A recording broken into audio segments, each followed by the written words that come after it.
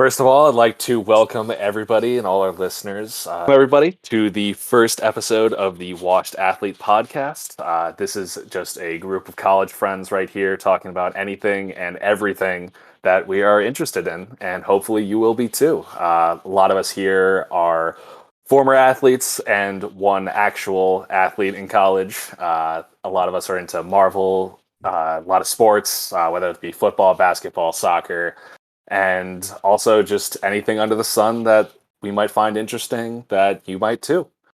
So the members of this podcast are myself, Peter. Then we have Justin, Raj, Andres, and Jacob. You'll hear plenty of them throughout the rest of the podcast. So yeah, let's just hop right into it. I think that's probably the best way to do it. Um, so for this week, it's week 16 of the 2021 NFL season. It's been really, really interesting so far. And I think I want to start off by talking about my New York Giants because, good God, they are so bad. Fly, Eagles, fly. I hate you, Raj. Okay, so let's talk about how bad the Giants are. They are so unbelievably bad. I've been a Giants fan my whole life, and it hurts a lot to watch them lose 34-10 against the Eagles in Philadelphia. Like, it's painful, and I don't know how much longer I can keep going. Yeah, I think that's definitely a fair assessment of where the Giants are at right now. You have Sounds an about opportunity. right. Yeah, you have an opportunity to kind of make a stand, like kind of salvage the season with like a win against a division rival. Like the Eagles are kind of going up a little bit and making a playoff push, and to just play that poorly. Like it's 3-3 at halftime, and then just to light up 30 plus points in the second half to lose that game is kind of embarrassing. Yeah, I think that's the part that hurts the most is because like it was a decent game at least by the defense because they're able to hold them to 3, and then it's just like we give up, we're done, no more playing, and then they just lose by 30. It's like, guys, what are we doing? Well, you drafted a good linebacker out of Georgia in Azeez Ojulari. You got a pretty good receiver in Kadarius Toney that you just drafted. What do you think the Giants need right now? They've Lineman needed to an catch. offensive line. Yes, Raj, you're absolutely right. They have needed an offensive line for 10 years, Jacob. They draft like these kind of flashy players, whatever, that they think, oh, maybe this will be able to turn the franchise around. But I think they really just need to like get into the trenches and just get some guys that can move bodies. Because I don't know how they expect an incredible running back like Saquon Barkley to carry a team on his back, or a below average quarterback right now in Daniel Jones to try and turn a franchise around. It's just not going to happen on their own. Like, you need to be able to have guys that can do the dirty work, that can step up and can just maul people on that line. That's true. I know. Sorry. Yeah, how do you feel that Lane Johnson has more touchdowns than Kadarius Toney and Kenny Galladay combined? What are you going to say, Jacob? I was just going to ask what you think about Andrew Thomas and see if he's panned out. I mean, I know you guys got him just a couple years ago. Left tackle. I mean, he's actually been pretty good. I think he's been like, his first year was a little bit rough, but I think he's actually developed into a pretty good tackle. The only issue is that he's one player and we need 5 of him. So it's a little rough right now. Do you guys have your draft pick this year? We do. We also have the Bears one. So hopefully we can turn those into some good picks. But I've been saying that for the past 10 years. So let's hope. You know, I definitely think that's just like not a great situation to be in, especially like knowing that you have to draft two linemen essentially just to keep the team afloat, and you're gonna have Danny Dimes for probably another year. So like you're gonna have to get him some help eventually. Yeah, it's gonna be tough. It's really gonna be tough. But yeah, so I think, Justin, did you want to talk about the Chargers game? Because that was speaking of messes, oh god. Yeah, I mean, I think this is like on my biggest takeaway from the NFL week is just how badly the Chargers dropped the ball in this game. I mean, if you look at the standings now with Dolphins beating the Saints, the Chargers are on the outside kind of looking into the playoff picture, which is pretty embarrassing considering where they're at. I mean, I heard a lot of news networks coming out and being like, oh yeah, the Chargers are the Chiefs' biggest threat, talking about how Justin Herbert's arrived, how this team's really turned it around. And you go in to Houston, they're 3-10, I believe, and then they're starting Davies Mills, who like hasn't looked great this year. They barely have any talent on that team. And to lose by 12, and it wasn't like a down to the wire, like, oh, they got cheap points. Like they lost that football game, and to just drop the ball that bad, and now they're gonna have to play tough these next 2 weeks against to compete against teams like the Dolphins, who are playing out of their minds right now. I mean, they've won tons of games just straight, and I don't see a picture, honestly. I don't see a situation where I think the Chargers are gonna make the playoffs, which I think if I had said that 3-4 weeks ago, everyone would have called me crazy. I probably would have called you crazy yeah. for sure, especially after they beat my Pittsburgh Steelers. It was a tough loss there. Yeah, I mean, they're just one of those teams where it's like they're like a flip of a coin. Like you really never know which Chargers team you're gonna get that week. Because like they could be absolute world beaters and beat the piss out of the Chiefs or lose to Davis Mills and the Texans. Like there's no in between with this team. It's like they're either winning by 50 or losing by 20 to teams that they shouldn't. Like it's so weird watching this team. It kind of feels like despite the fact that you bring in a new head coach to the team, they're still having It's trouble. still the Chargers. Yeah. They're still the Chargers at the end of the day. And I don't know. I just think it's crazy to think that this team that was so promising in the beginning is now. I think I haven't checked 100%, but I'm pretty much sure they're actually on the outside looking in. That's nuts. That's actually nuts. And I mean, they've had a tough schedule, no doubt. I'm looking at it now, and I'm like, they've got some good wins in there.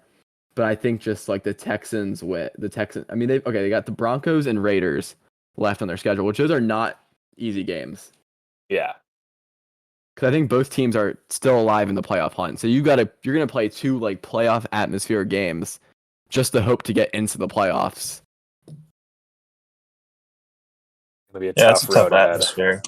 But I think they got a bright future in Justin Herbert. I did think when he got drafted, he probably should have been the third quarterback drafted. But I mean, if you look at how he's played, you can make an argument that he might be, maybe even the first quarterback drafted. Even though Joe Burrow just had an insane performance against their rival, the Ravens, their division rival. Mm-hmm. Yeah, for sure. And talking about first quarterbacks drafted, Jacob, what are your thoughts on this Colts-Cardinals game that happened on Christmas Day?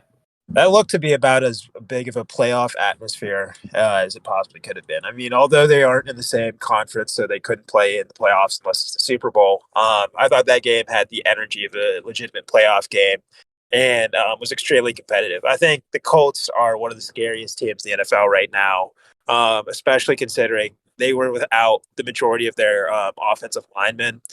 If I recall correctly, their only starting offensive lineman was their right tackle. And they had like even backups injured. Jonathan Taylor is a legitimate candidate for the MVP this season. Carson Wentz, slightly hate to say it, but I mean he is playing well enough for the Colts to win. And the defense, I mean they're playing well enough to win. I think the Colts with that run game is one of the most dangerous teams in the NFL. And then you got the Cardinals, who were extremely promising, starting off 7-0, but the loss of DeAndre Hopkins for the foreseeable future, I'm not sure what's going to happen with them. I think that they are clearly a talented team, but I think that, and they control their own destiny. But I'm not sure what's going to, their outcome will be by the end of this regular season and come playoff time. Yeah, I think that sums it up pretty well. I mean, you look at the Colts; they start off really bad, and they're just winning all these games. And you see them lose against the Bucs, and you're like, okay, maybe they're not there yet. But then they come out and play against a really good Arizona team. I mean, I think it's really easy to point to just Kyler Murray and DeAndre Hopkins being studs, and then you have like James Conner on the running back, especially with the injury of their starting running back. And Chase Edmonds was back that game. He was back that game, yeah. Yeah. And you just see this offense, like the tie power, but like that Cardinals defense is legit. And Indy played them hard. And I think what you see here is like obviously Jonathan Taylor is going to be great at this point. Their offensive line's really good, even with the injuries.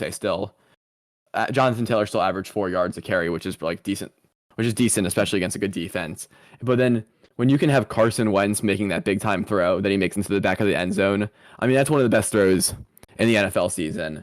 And if Carson Wentz can not turn the ball over and play smart football, I mean, this team could legitimately win an NFL championship. And I don't think that's a hot take. I agree with everything you said, but I don't know if that was like one of the best throws in the NFL season. I can't like there. I'm gonna have to think on that one, but I'm not sure about that there, Justin. I don't know about that one. I think you gotta look at that. His hips are facing away from the ball, and he drops that right over top of that safety. I mean, I think it's definitely up there. I'm not gonna say it's the best one. I got to see them all on like a clip, but it's definitely I think it's one of the best ones for sure. And if Carson Wentz is playing well, which right now, based on certain metrics, he's one of the better quarterbacks in the league. I think if he's playing really good, this Colts team is going to be hard to beat. Yeah, absolutely. Well, Andres, you definitely had some good quarterback play in your game. Kansas City, Pittsburgh. Yeah, so before I say anything, I would like to preface my football knowledge is currently limited, but I have been getting into it a lot more and more recently. And so, yeah, I mean, right now you have Patrick Mahomes and Big Ben. Big Ben, I mean, he's a legend for the Steelers, of course, but he's getting old, and it's been showing. It has been showing. He's washed. He's washed. It has been showing. He is washed. I mean, great. Like he was great in his day, but his time's definitely coming to an end, and it's like a crazy juxtaposition in that, like with Big Ben and Patrick Mahomes. Like Big Ben's just his time's coming up, and the Steelers this season have been one word. Well, just the way I would describe it is just interesting. Their season has been interesting. I don't know. I mean, Jacob, like what do you have to say about your Steelers? I have a lot to say about the Steelers. Here we go. Not a lot of it is. A lot of it's not that good. I think that I'd like to first start off by saying that Mike Tomlin gets a lot more hate than he honestly deserves. True. I think that he has a roster that has been injured a decent amount during this season. I mean, they've lost. They don't have Stephon Tuitt for seemingly the entire season. He had 11 sacks last year, and they lost Bud Dupree to free agency, and he had 8 sacks last year. So that's 19 sacks that they just don't have to their defense, which although has it's very a high profile and highly thought of defense, that hurts. And then you have an offensive line that is still very young and needs to grow together, along with a lot of characters, you could say, on the at the skill positions on offense, specifically Juju Smith-Schuster and Chase Claypool. Definitely the right one. TikTok boys. TikTok. Yeah, Corvette. He's been pretty frustrating, especially Chase Claypool these past couple weeks with him deciding not ability. As much as he should for wasting time in a crucial moment of a game. But I think that the Steelers, the difficult thing about being a Steelers fan is that the standard is the standard. So that means the Steelers will not try and tank. They'll always try to do well. But with that in mind, you got to know that it's going to be tough to get those higher draft picks and get players that you would want. Yeah, and I think even with it being late in the season, it almost begs the question about whether it's worth it to just lose these next 2 games and focus on their draft picks because, there's a lot of teams right now that are 7-7, I guess it's like 7-8, and like right around that range. And it's like if you're the Steelers and you can just fall to 7-9-1, that could move you up in the draft 5 or 6 spots. And I don't know if drafting a quarterback's right in this draft for the Steelers, but just getting overall more talent and then hoping to get a splash quarterback or pick up someone in free agency and make a trade, something like that. Because clearly Big Ben is not coming back for another year. and Better not. yeah, he better not. Ooh. But I mean, I think Big Ben gets a lot of hate for this season for sure. But also, I think entering the season, everyone knew that Big Ben wasn't going to be good. He was coming out for another ride, and even in this game, there's so many issues going down 23-0. I mean, he only throws one interception, so I mean, there's a lot more issues that are bigger than Big Ben, even at this point. And you're asking him to throw the ball 35, 40 times a game. Like, you're just not going to get it done. Yeah, Jacob, who would you want to be quarterback of the Steelers next season? Realistically, or dream. Realistically. Don't you dare say Aaron Rodgers. I swear to God. Realistically speaking. Well, Peter, I'm sorry to disappoint you, but of course I was going to say Aaron Rodgers. Maybe even Russell Wilson, because it doesn't seem like things are working out in Seattle right now. Realistically, though, I feel as if the Steelers could, benefit through going through a transitional year. Trying to maintain the standard with maybe Mason Rudolph or Dwayne Haskins at quarterback, and then get a guy in the next the next NFL draft. I don't believe this quarterback class is as strong as the other ones have been in the past, and I think that maybe wait it out a year.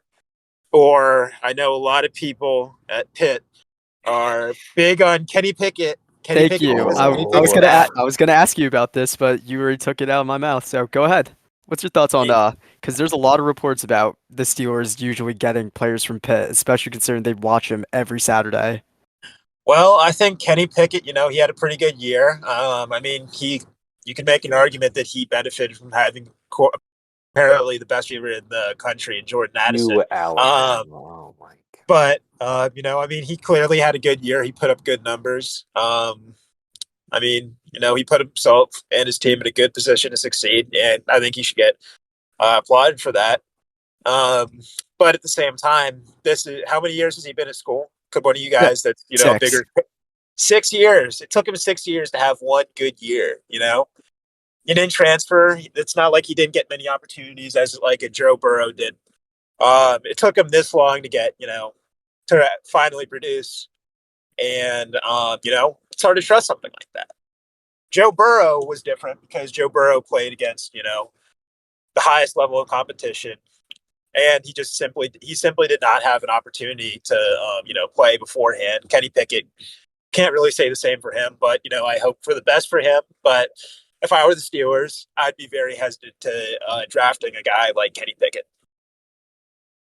I think talking before we recorded this, it was just like, I don't know if it's in the Steelers' best interest to keep someone who's been in Pittsburgh for the last couple years, probably like 5 or 6 years, keeping him in the same city.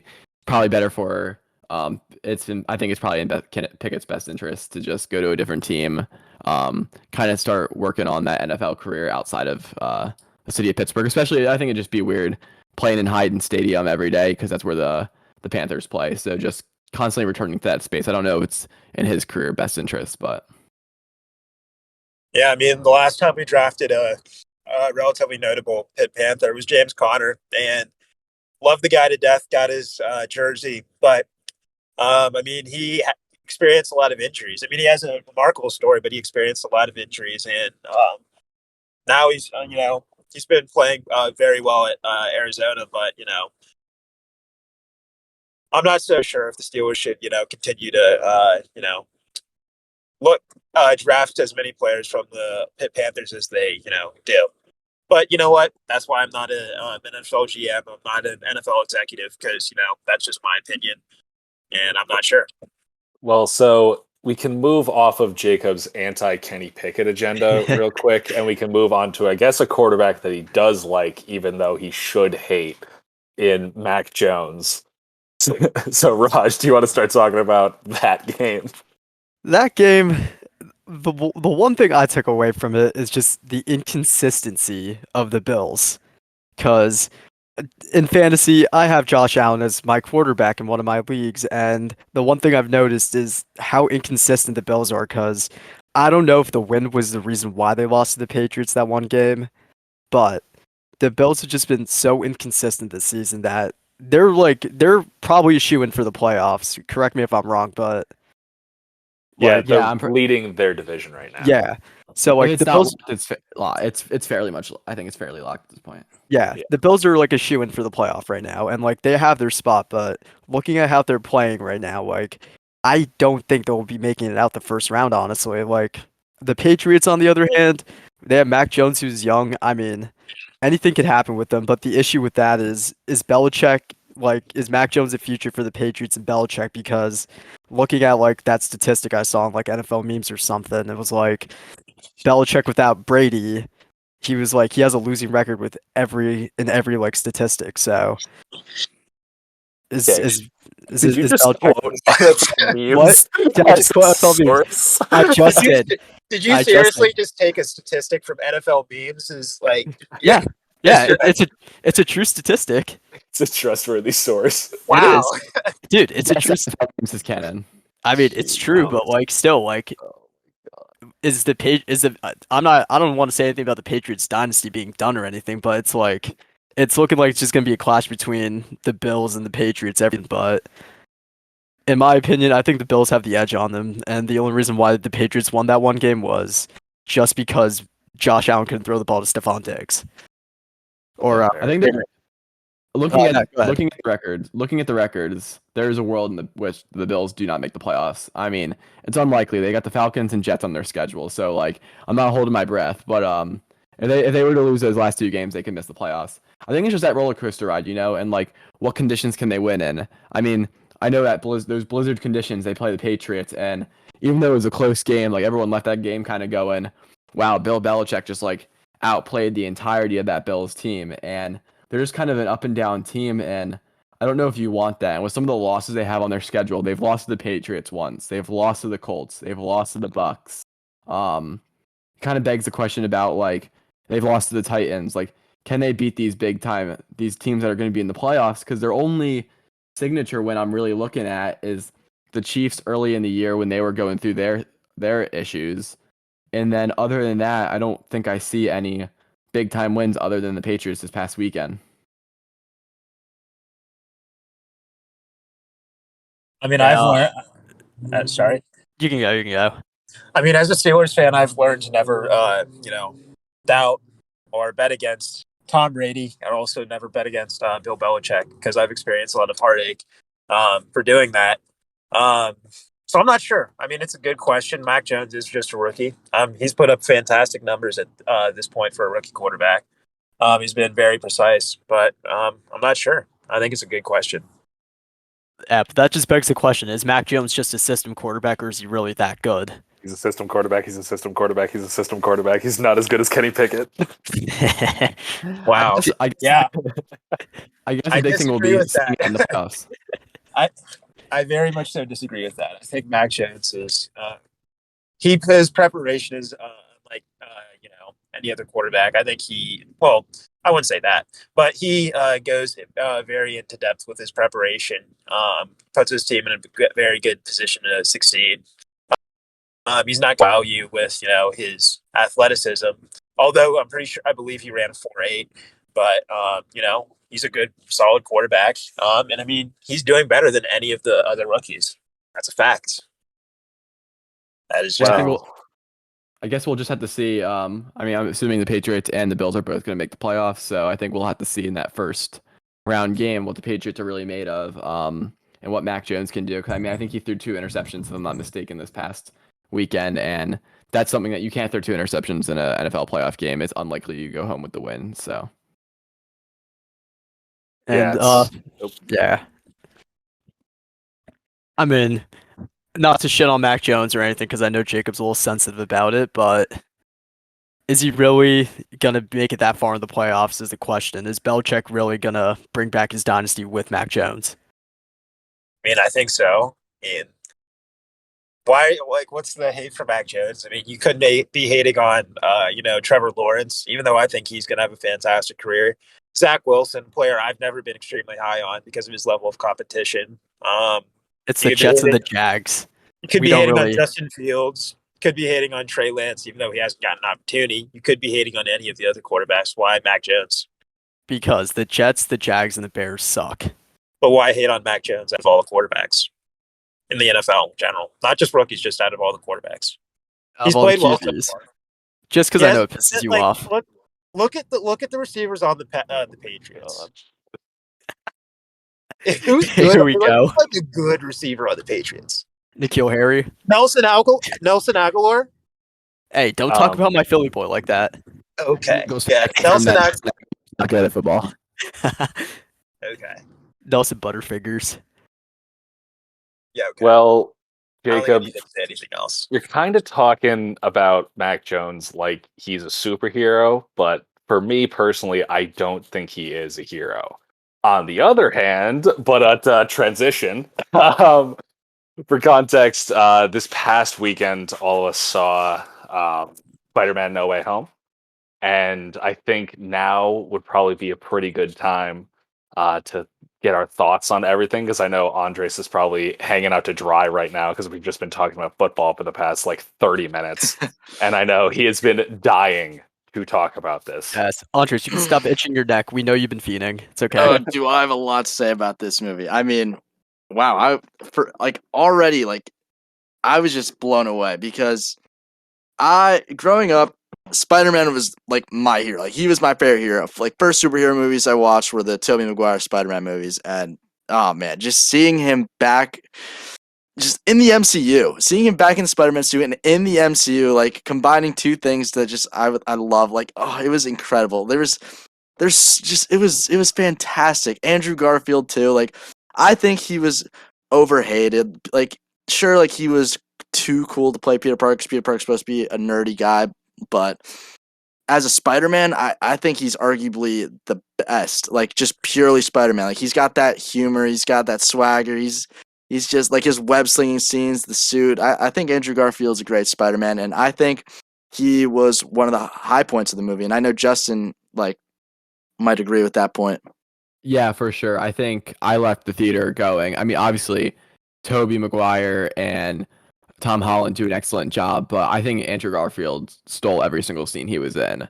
I loved him as kind of that like he was spoilers for Spider-Man No Way Home. Oh Jesus! To like mention real quick, but I think that you can see kind of like his defeat after losing Gwen in his movie, and I think he really like takes that pain, but also like he's that guy who's like hugging all the Spider-Man because he's like, yeah, this is great. Like I have brothers, and he brings that good energy to it. And I think all the actors are great. Like I think the older Tobey Maguire also like holds up really well. But I just think like Andrew Garfield for me just stole every scene, and whether it's not he's like cleaning cobwebs off the ceiling of Ned's grandmother's house or anything, I just think he does a great job. And I think overall the movie it delivered on almost everything it promised. I think it over-promised and over-delivered at the same time. And I just don't know if they could have produced a better movie. Like with what was going on. I mean, I think most of us agree here that Endgame and Infinity War might be the only movies better than it. And that's saying a lot because this movie had only really two movies building up to it versus the other ones. And I just think it's a great job by Sony and Marvel like putting this film together because there's all that behind the scenes noise about would they really come together? Would they be able to produce this big time movie? I know they had different deadlines. The movie was rushed. There was like they reshot a lot of scenes. But at the end of the day, you come out with an emotionally jarring movie that I think the only things that I can really criticize, and I think I'm definitely more critical than some other people on this pod. But I think the only things I can complain about are pacing issues in the beginning. But I think you go into Act 3 of that movie and I sent the video in one of our group chats today, and just seeing all three Spider-Men like on one screen, like web slinging around each other, like acting as a team is one of the coolest moments in MCU, like probably a top 5 scene. Yeah, I agree. That was fantastic. Yeah, I mean, I agree with you, Justin. I also was critical of the beginning. I felt like while it was a lot of stuff happened in the beginning, I felt like it also it wasn't as engaging. I did like the addition of Matthew Murdock from Daredevil. I actually just started that series, over this I've been break. screaming for you to start Oh, that yeah. forever. It's been so good. It's been really good. I'm in the second season right now. Highly recommend. Um, wish somebody could have told me to watch it sooner, but you know what? Very good show. But no, I thought that the Spider-Man movie was fantastic. I thought I have Infinity War, Endgame, and Winter Soldier ahead of that movie in that exact order. I think that if the beginning had been slightly better, it probably would have been ahead of Winter Soldier. But I feel that the Infinity War is just the best movie in the MCU period, start to finish. And then I think that Endgame, well, there won't be any in theater experience that can top Endgame. I don't know if there has been one. I haven't seen every movie, so I can't make that call. But I don't think there has been one.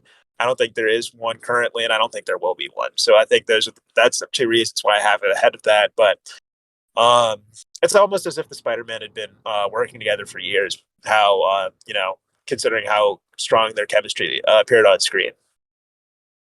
Yeah, I really do agree with you, Jacob, on like I feel like one of the big things that you're talking about where it's like Infinity War, it just had like I mean, it was hard for like No Way Home to really come even close to that, and the fact that it did really says a lot because when you have what was it like 18 movies of build up versus I guess technically you have two movies of build up and then I guess now what would that be another five movies because of Andrew and Toby's movies.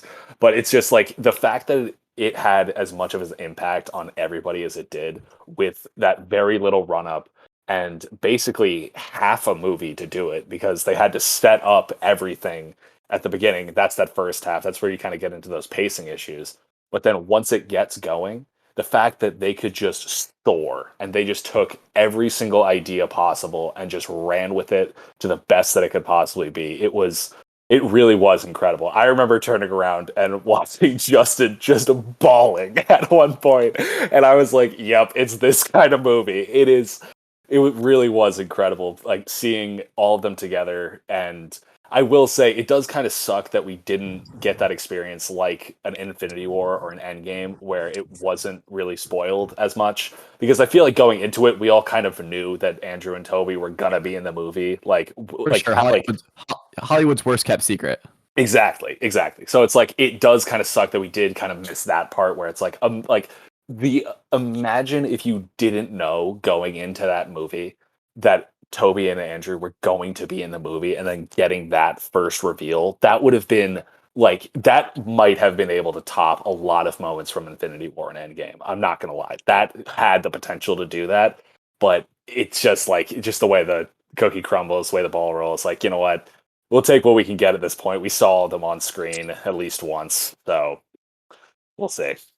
Yeah, there's definitely that type of like they needed to get the box office to hit, especially with the pandemic. I mean, this thing still Yeah. cracked all kinds of records, and the pandemic's still going on. So I think they definitely wanted to like sell the movie in the trailers a little bit. And I think, I mean, it was not like it wasn't even like a leak from Hollywood. It was not a secret. It was right in the trailers that like Doc Ock and all these villains were showing up. And I just think about like what this could have been if Yeah. kind of way to hide everyone. And you see Doc Ock like come in and you're just like, holy heck, like how did he even like get there? Mhm. Like I mean that would have been cool, but I still think like they show everything.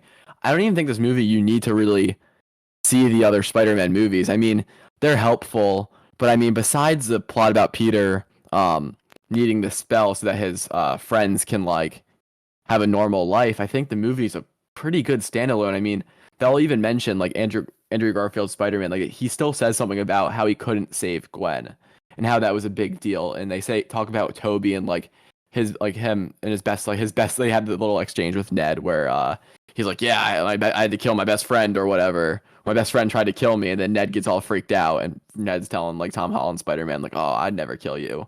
But like they do explain their past universe Spider-Man, and I think that like you don't need to be an expert. You didn't need to even grow up with the old Spider-Man films for it to be a really, really enjoyable movie. Yeah, I think you're right. They did a really good job of like not just kind of throwing their characters in there and then having everybody kind of just be like, well, what's the point of them being there? They served a purpose to the plot. They were able to kind of show their character and how they actually have like changed over time, and how like for Toby, I think he becomes almost this like not father figure necessarily, but he's definitely the older, wiser one out of the group.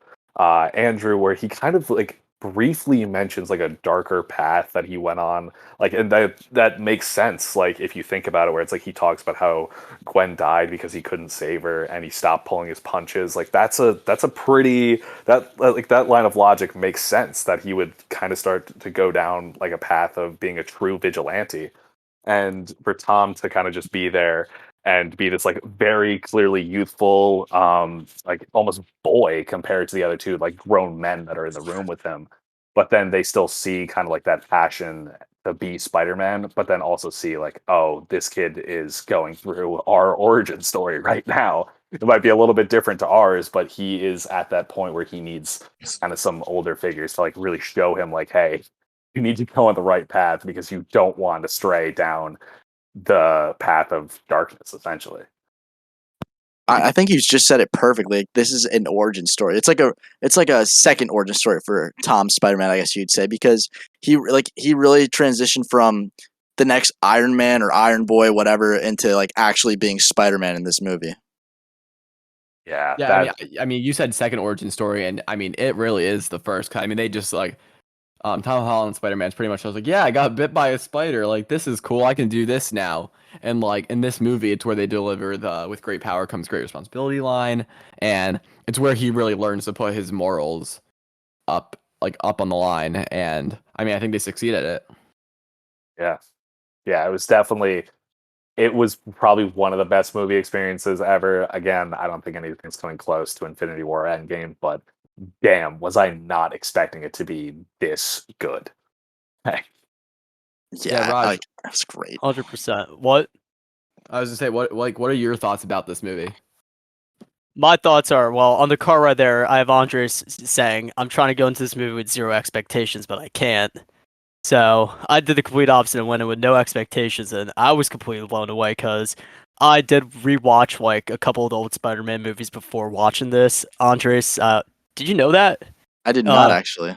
yeah, I mean, I don't know if this is like, I think I could say this, but Andres and I were roommates, so like, it was actually like 3 a.m. and what the Spider-Man movie came on the TV, and you're like, what the hell? Oh yeah, Do you yeah, remember that? yeah, Yeah, yeah, then yeah. I kind of went on a rabbit hole, rewatched some like plot holes about that movie and everything to like kind of like so like I did pick up on like some things that did happen in the movie, like whenever they would do their little like quips or shit, like whenever like what was that one line? When Doc Ock and Peter met again and he said just try and do better, like that one line. I remember that from being from Spider-Man 2.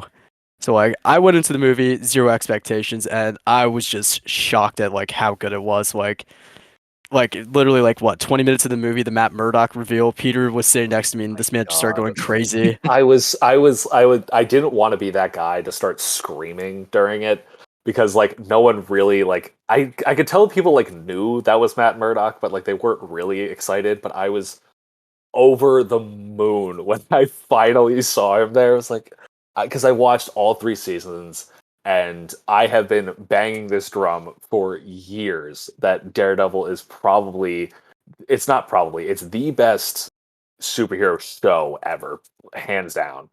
Yeah. And if we are no, Jacob, you're not even Arrow doesn't even touch Daredevil. Wow. You are Nah, not I even coming disagree. at me with this. I will I disagree. fight you to Oh, the death over this. This I disagree. is no.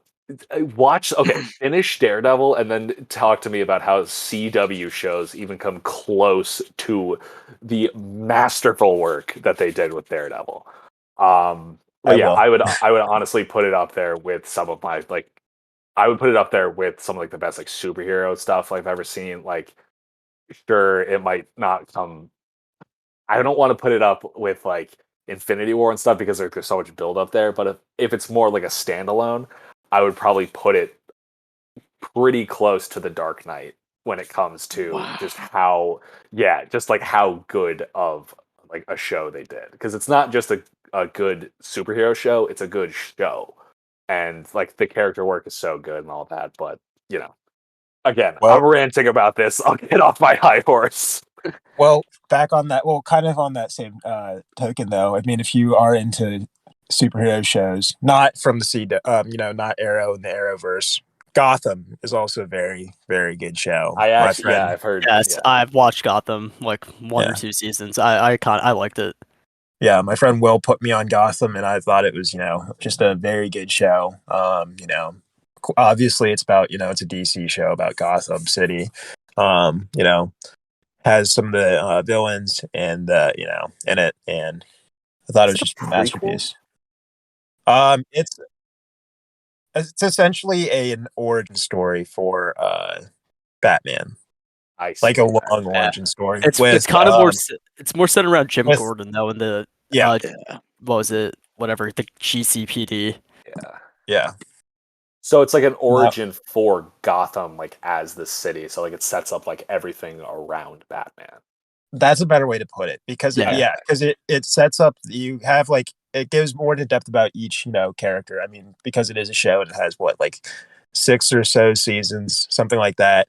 So it goes into detail about like different characters and how they became who they were.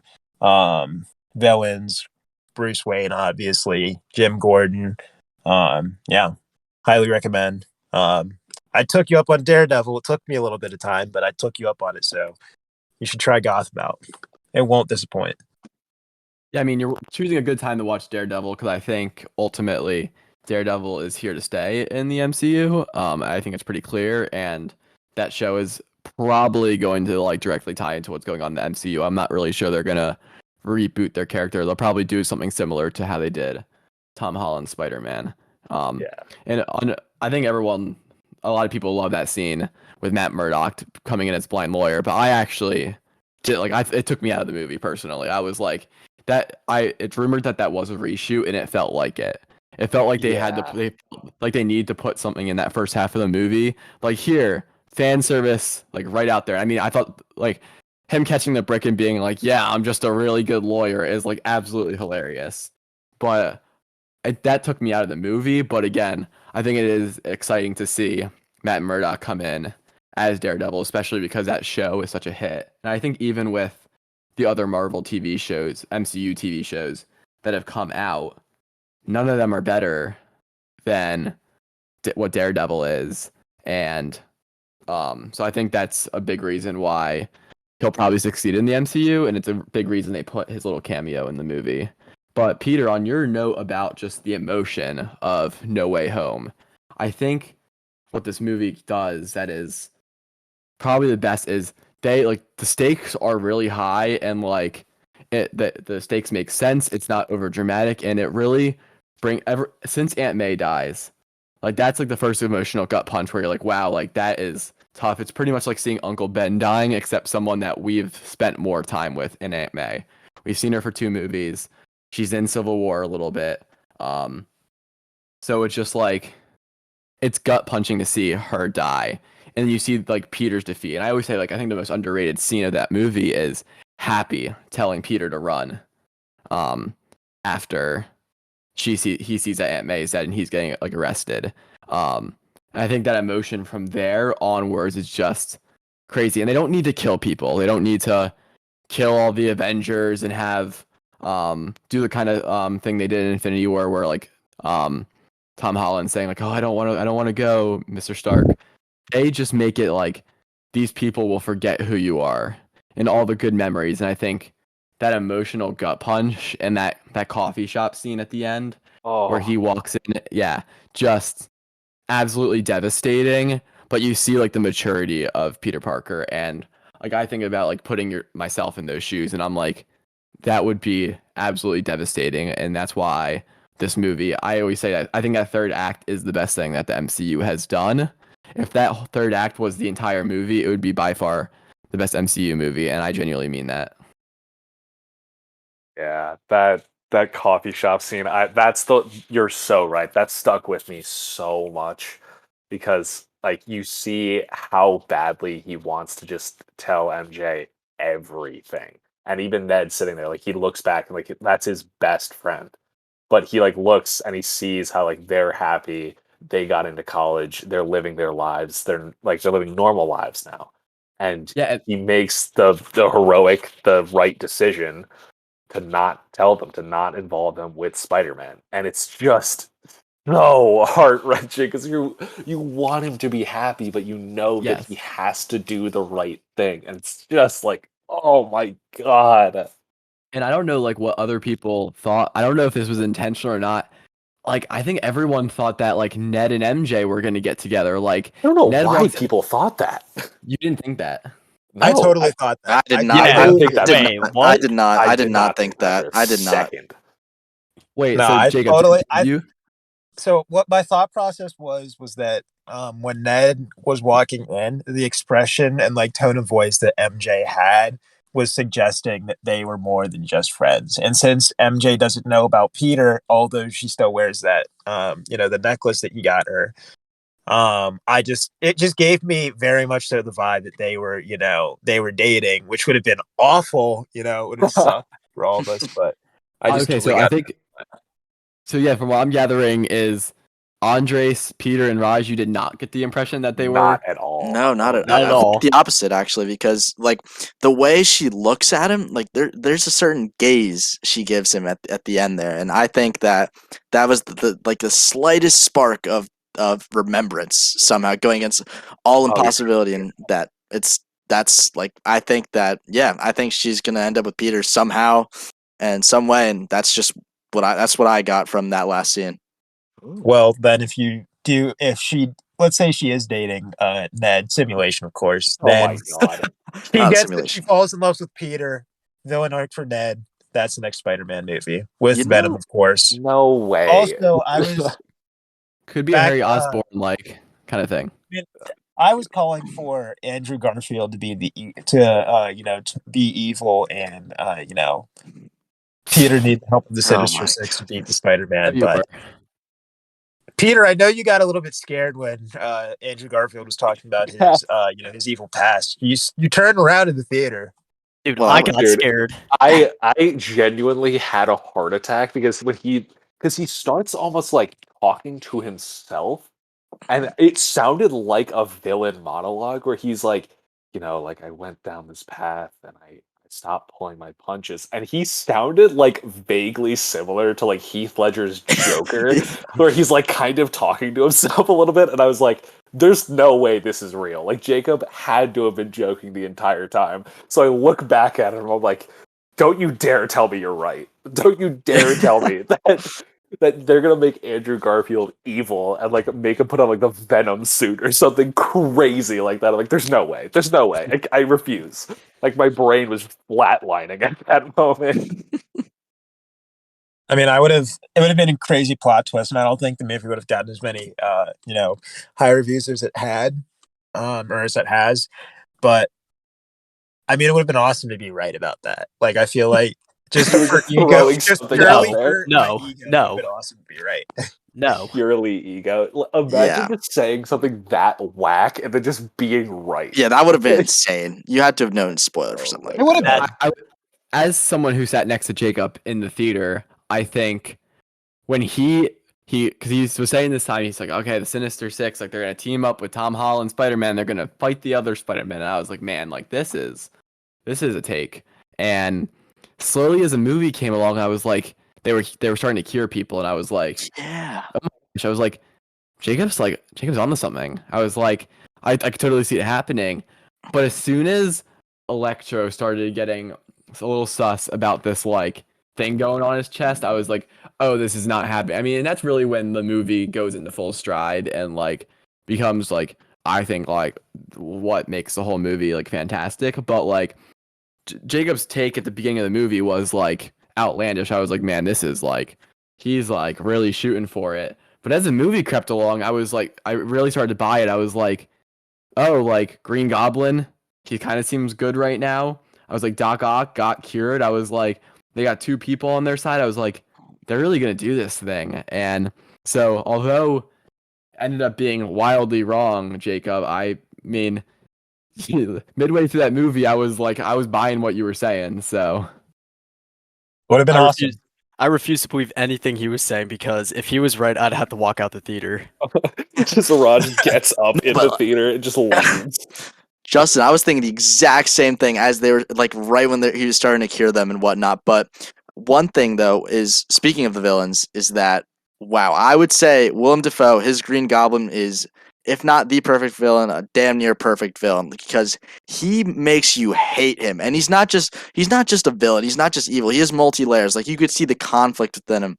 But I think he is wow, like I was blown away. Like he just plays Green Goblin perfectly. Like it's you can't really say like I know a lot of people on the internet have been saying that he's like better than Heath Ledger's Joker, but that's an impossible comparison because Heath Ledger's Joker is not like he's played Joker in a typical way or like a comic book accurate way. He put his own spin on it, but I would say Willem Dafoe's Green Goblin is just spot on, and I think he portrays Green Goblin perfectly.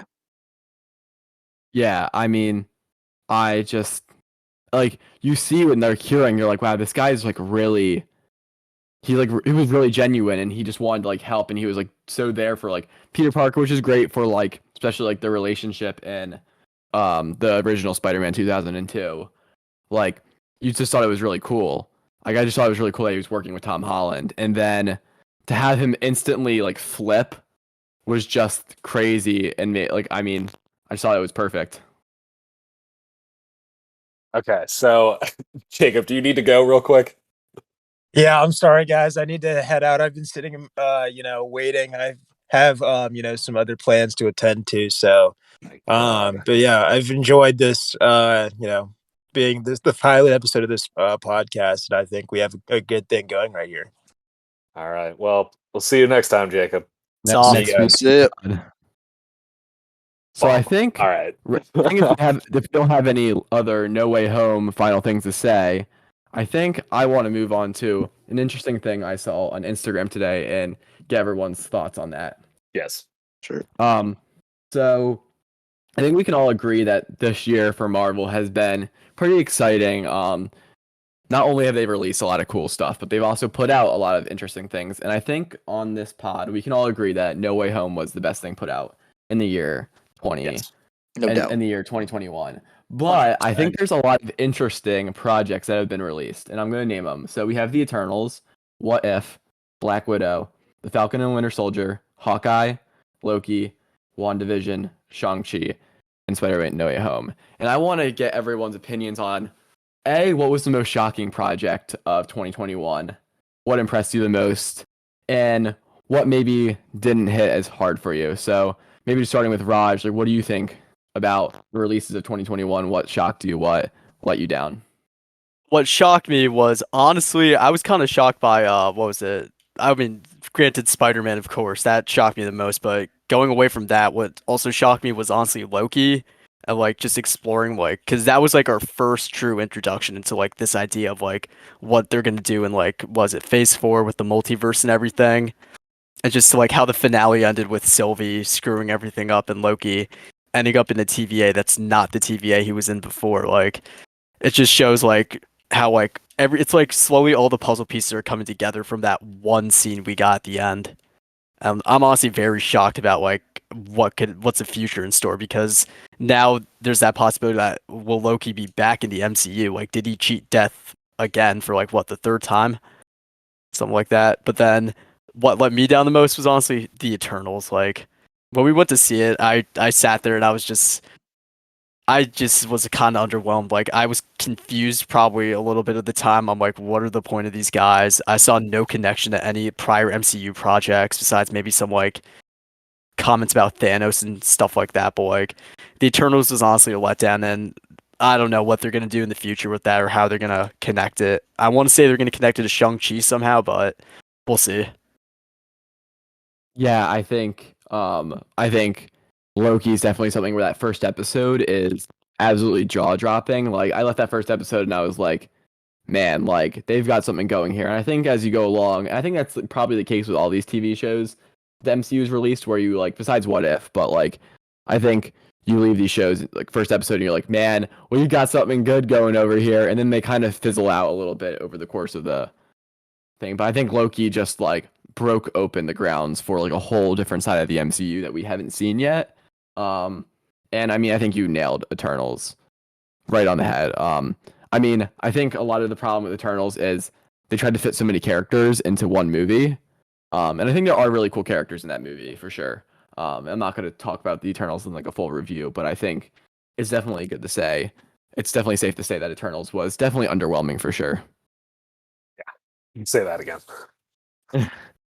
I think for me personally, I think the thing that probably surprised me the most was Shang-Chi because I really have never heard like of that character like in the comics, whatever, maybe like briefly, but I've never really like followed the character. But and I forget the actor that plays Shang-Chi, but he is Uh, so good. his name is Simu Liu, I Liu, think. yeah, Yes. Oh yeah. my God. He is such a good, like, he carries that movie so well. Where, like, he's clearly, like, this nice, like, kind guy who's, like, a little bit goofy, whatever. But he never comes across as, like, anything like, oh, he's this, lovable goofball, whatever. He doesn't seem cliche in that. Like, he just seems like a really, like, genuine person. But when he also has like his fight scenes, like he does seem like, oh, this dude is scary. Like he will beat the hell out of you. So he's able to really like have that balance between like those different like sides of the character, I think. And because my expectations were at the absolute ground, because I was like, because Black Widow was like okay, and like this movie was kind of like, all right, like let's see what they can do with it. But I think the movie itself was so good because they actually really leaned into like the kung fu, like the martial arts, and they did a lot of it like not I wouldn't say practically because a lot of it was like CGI towards the end, but I think some of my favorite parts were those like actual fight scenes because it reminded me a lot of like the old like Jackie Chan, Bruce Lee movies where it's like this just really good action and it's like like they had like this really good one take I think in the bus where it was like it like was really engaging the entire time where he was like using his jacket like as like a way to like parry attacks and stuff like that and then he like puts the jacket back on like that is so cool. So that was definitely the thing that probably surprised me the most. And then let down. I don't want to beat a dead horse with Eternals, but like that movie was just so boring. Like nothing really seemed to happen. I feel like it's like after the movie ended, it's like okay, now what? Like it doesn't really like it. Like the movie ended, and then it's like okay, like I guess it has some connection now with I guess they're going with whatever Jon Snow's character's name is in that where he's gonna have like the magic sword. But there was certain points in that movie where it just really took me out of it. Like where Icarus just flies into the sun at Yeah, the like end, like just that's- out of nowhere. yeah, It's like, why? Like that had nothing to do yeah. with anything that was happening. Like It was, I get that ugh. Marvel wanted to do their little cliche bit with like, Icarus flew too close to the sun, but It instead he was literally flew into the like sun. he just looks at this girl and just goes, "Okay, bye," and just flies directly into the sun. Yeah. It's like, why would you like? You could still, like, oh god, Like like you're it's just moments like that just really ruined it for me. no, you have unlimited power and like you could do so much good in this world, but like because you feel guilty or you did something wrong, you decided to just commit suicide by flying into the sun. Even Like though I doesn't feel like they're gonna pull something where it's like, oh, he didn't actually die. Blah, blah, he blah. didn't actually fly too close to the sun. He just melted his skin, so he's gonna have a little bit of makeup on. Ooh. Yeah, it was just like I just don't think they knew what they were really doing with that and like how it would connect. It's just like because with the thing is like they've done like space stuff like that. They've done it well before with Guardians of the Galaxy, where like it wasn't connected to anything else. But they did a really good job of just like making good, likable characters that eventually they worked back into the main like storyline and it worked. But this is just like there wasn't any characters that I really like latched onto besides what was the really strong dude? Um, Gilgamesh. Gilgamesh. but then he dies. So it's like, okay, who do I have? Yeah, I think Right. the two most likable characters. I'm gonna talk about Eternals again, even though I said I wouldn't. I think one of the two most interesting characters are Gilgamesh and Thena, and one of them has really bad memory loss issues, so you don't really get her full character, and the other one dies.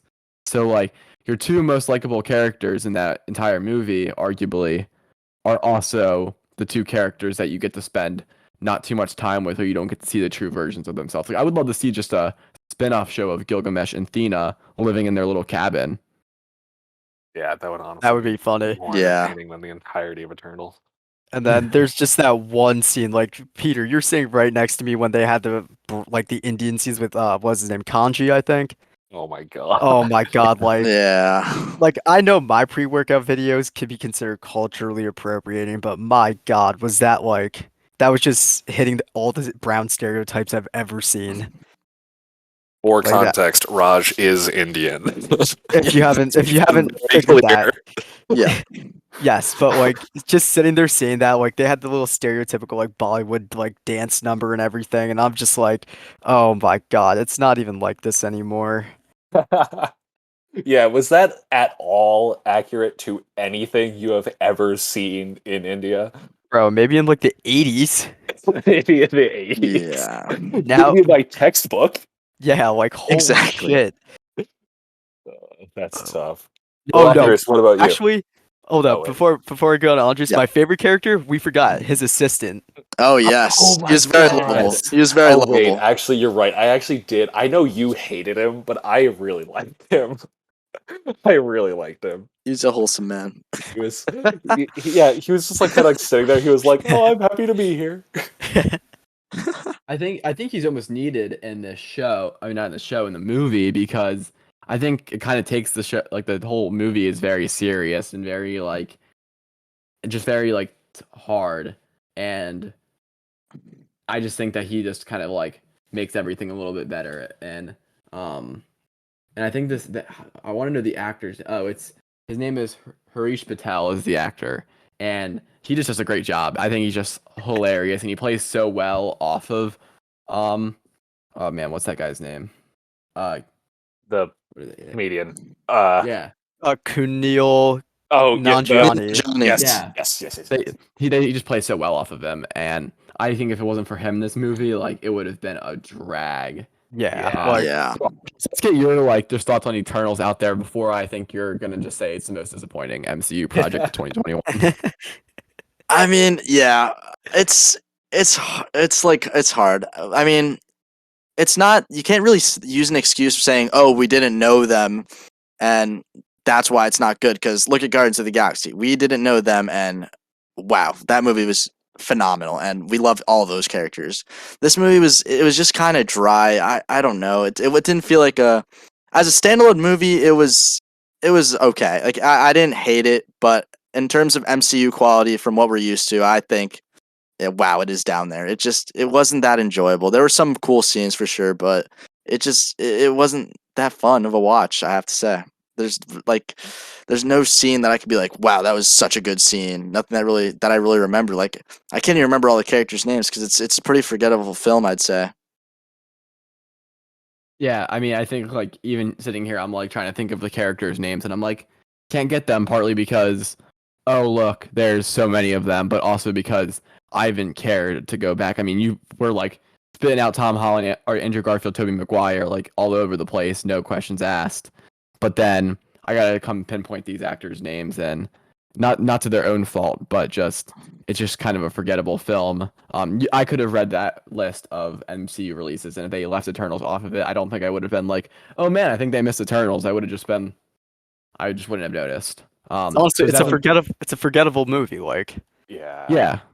Yeah. So Andres, is that your most disappointing film of 2021, or do you have another candidate? I would say yes. Yes, it is. But one thing that is kind of frustrating to me is just the timing of Black Widow. It's that like it wasn't a terrible movie. It's unfortunate that after she died in Endgame, they released the movie. Like so we got to know more about her after she died, and it doesn't really advance like the entirety of the MCU. Like yeah, we get introduced to Yelena, and we got like cool post-credit scenes, which advances the MCU plot slightly into Hawkeye and ties into there, but the entire the whole movie as a whole doesn't tie into the greater MCU. It's just like a backstory. We're not really making any progress with that whole movie. That was my issue with it. But as a movie, it wasn't bad. It's Eternal's definitely the worst. It's just the timing of that movie which frustrates me. But there's nothing you can do about that. And your Yeah, most surprising film of 2021? I would have to go with Shang-Chi. I mean, it was a great introductory story and film of someone who we didn't know. You have Eternals and Shang-Chi. Of course, you're introducing one character versus many, but I mean, you remember, it's the opposite. It's a memorable movie. It's a memorable movie. There it is. It's a memorable movie. It is a great movie. I was never bored once. I think the flow of it was great. Simu Liu was fantastic. He did a great job he made Shang-Chi someone that I like a lot. He's one of my favorite heroes now because of his portrayal of him. And he had humor. He was serious at times, when he needed to be. The kung fu, once again, I have to say, all the martial arts was awesome. The CGI was great. The soundtrack, oh man, the soundtrack was awesome. Right. Yeah, Track's fire, yeah. it was great. That was definitely, of course, No Way Home aside, that had to have been my favorite. And as for the shows, it's hard to pick a show. They were all good in their own regard. I definitely liked Falcon and Winter Soldier because we get more of Falcon's story and we get to learn more about him and Bucky redemption, I'd say, and I thought that was great. WandaVision had a very weird start, but it became a great show. I always after an episode came out, I just wanted more. I needed more of it, and the same goes for Loki. And What If? I mean, all of them. But if I had to pick a favorite show, I think I'd have to go with Loki, just with the way it sets up the rest of the multiverse coming in, and I really enjoyed that. Yeah, and I'm not gonna beat the Shang-Chi horse to death here. I think Shang-Chi is. I mean, I think Andres, we were talking about expectations earlier, and Right. I remember you going into that theater and saying, I have no expectations. And I was right there with you. I was like, what can I expect? I don't know anything about the character. His comics aren't all over the place. So even the comics he's in, usually with certain things, you're like, oh well, that's in the Kingpin's in the comics kind of thing. Yeah. But knew nothing about Shang-Chi. And I just vividly remember when cause I rewatched Shang-Chi about 2-3 weeks ago. And the beat drop when they walk through the portal to Wong's, to where Wong is, they have this song. It's called, I put it on my I used Apple Music and went and go download it because I thought the song is really good. It's called Fire in the Sky. It's they use that song to Oh, lead. And when that song hit, it's not even just a song, but I was just what did I watch? Because I was so in shock of just a new origin story that didn't have any I don't think anything in that movie is really crazy. There's not multiverse. It's not this crazy magic. It's just this really well done story. So I mean, think besides Shang-Chi's the great. dragon at the end, but yeah. Yeah, crazy. Yeah, definitely why it doesn't get top tier marks for me. But I mean, I think it could possibly be a top 10 MCU project, and I think it's just really well done. So obviously shock. I'm gonna go with here for me. What If? I think really did a good job for what I think it was gonna be. I thought What If was gonna be a nice little side MCU thing, kind of just oh, here we're just gonna have some fun, oh, what if Peggy took the super soldier serum. And I thought there would be a lot more fun, lighthearted ones where it was just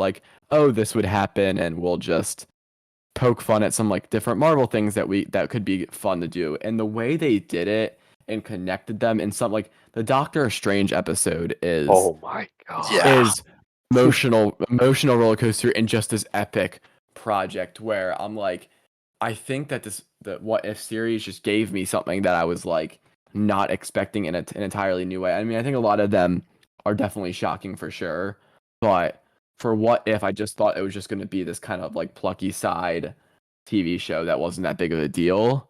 And I'm going into season 2 what are they going to do next? This is super exciting.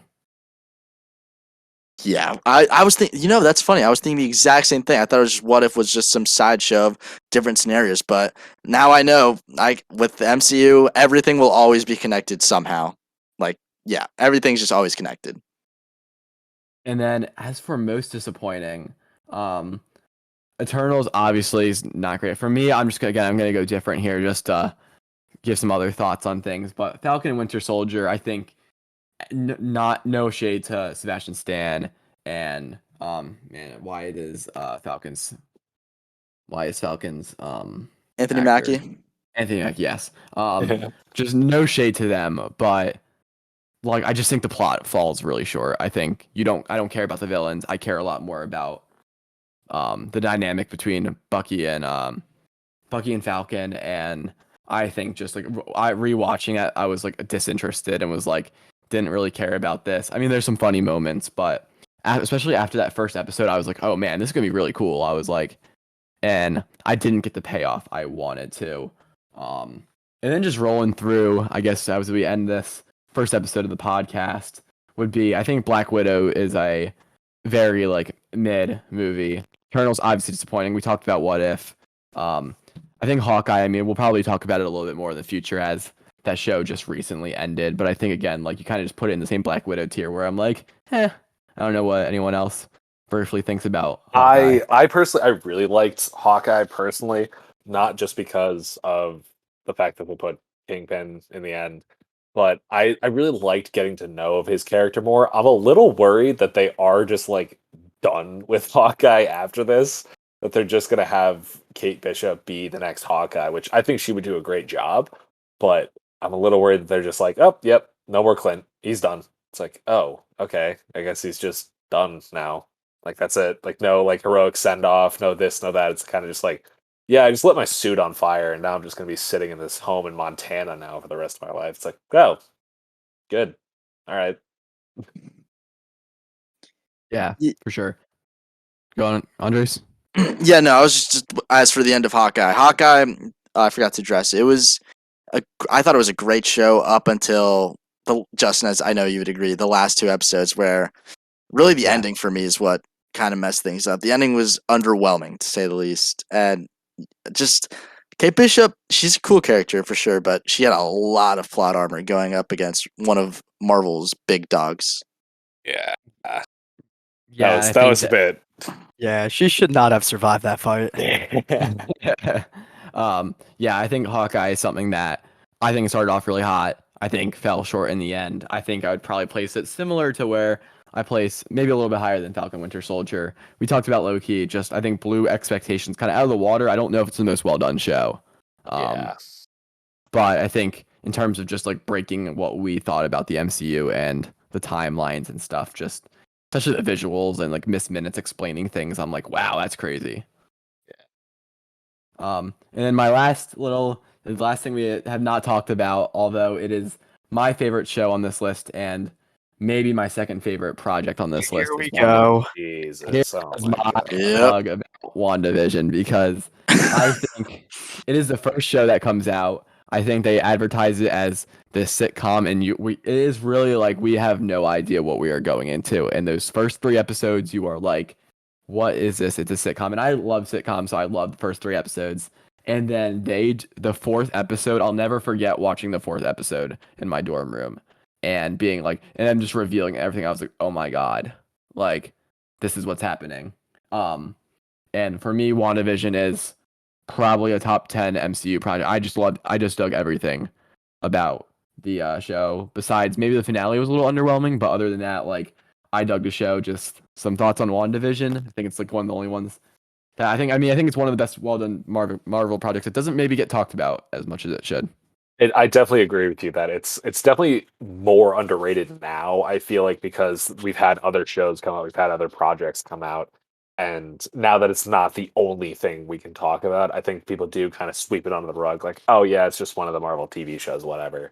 I do think it's one of the better Marvel TV shows. I think I need to go back and rewatch it, honestly, because I do remember really liking it, but I kind of like, yeah, like I kind of just like the ending where it was just kind of like, oh, she's the Scarlet Witch, whatever, and she doesn't really have any repercussions for anything. She kind of just like leaves. It's like, oh, okay, I guess this is Yeah. just over now.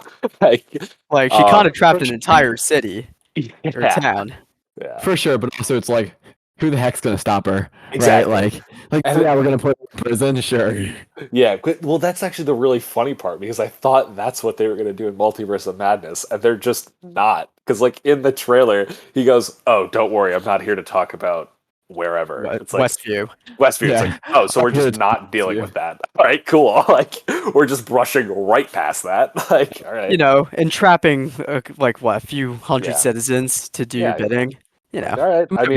mean, yeah, exactly. But like again, like I should honestly, I probably should rewatch it because you've been saying that forever that you love it. It's like, all right, I'll give it another shot because I did like the character moments with Wanda and Vision.